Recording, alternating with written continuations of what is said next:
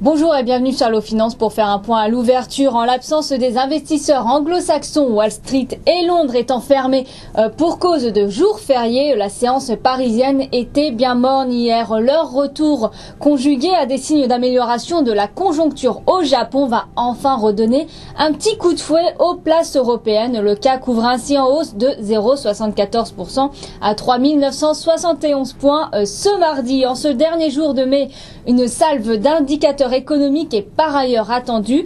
En Europe, les opérateurs ont pris connaissance à 8h45 de la consommation des ménages français qui a encore chuté pour le deuxième mois consécutif de 1,8% en avril après une baisse de 1% en mars. Et comme anticipé, les prix à la production de l'industrie française ont grimpé de 0,8% sur le mois d'avril. Et puis place à 9h55 aux chiffres du chômage de mai en Allemagne, puis à 11h de l'estimation de l'inflation de mai pour la zone euro et en même temps les taux de chômage du mois d'avril en zone euro.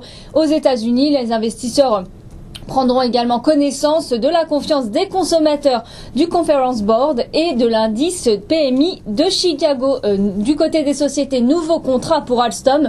Le projet de construction du groupe par le groupe d'une ligne de métro aérien à Bagdad coûtera 1,5 milliard de dollars, soit 1 milliard d'euros, et sera financé par l'État français et des banques françaises, ont déclaré ce lundi des dirigeants irakiens. Une des plus fortes hausses sur le CAC dans les premiers échanges ce matin. Le titre du constructeur ferroviaire gagne 1,81% à 42,64 €. Schneider Electric progresse de 1,44% à 112,40 € suite à l'acquisition de 74% du capital de Luminous, le spécialiste indien des onduleurs et de l'énergie sécurisée.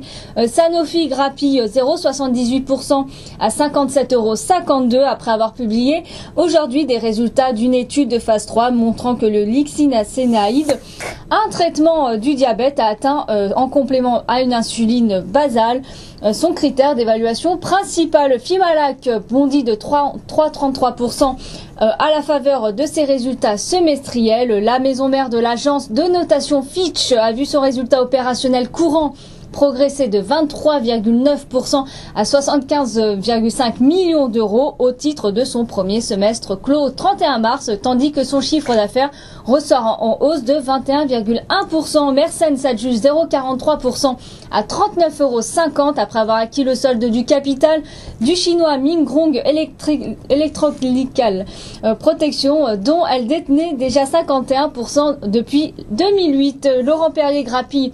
0,12% à 85,10 €. La maison champenoise a fait état avant bourse d'une progression de 39,5% de son résultat net à 14,8 millions d'euros. La Fuma est en hausse de 1,33% à 19,10 €. Le groupe est revenu dans le vert en réalisant au premier semestre un résultat net part du groupe de 0,7 millions d'euros, à comparer avec une perte nette de 2,5 millions d'euros un an auparavant.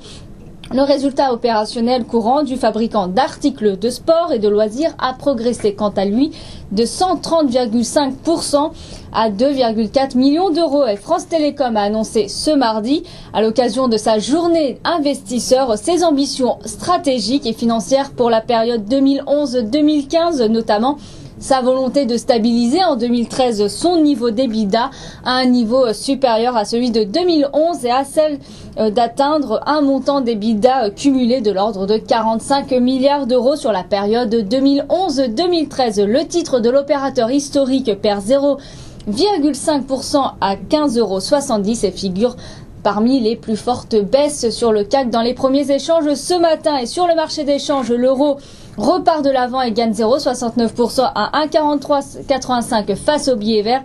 Les commodities suivent le même chemin à l'image du WTI qui progresse de 1,08% à 101,53 $ ou du Brent qui gagne 0,60% à 115,40 $. Le métal jaune reste à l'équilibre à 1536 $ l'once. Voilà ce qu'on pouvait dire à l'ouverture. Merci et à très bientôt sur Allo Finance.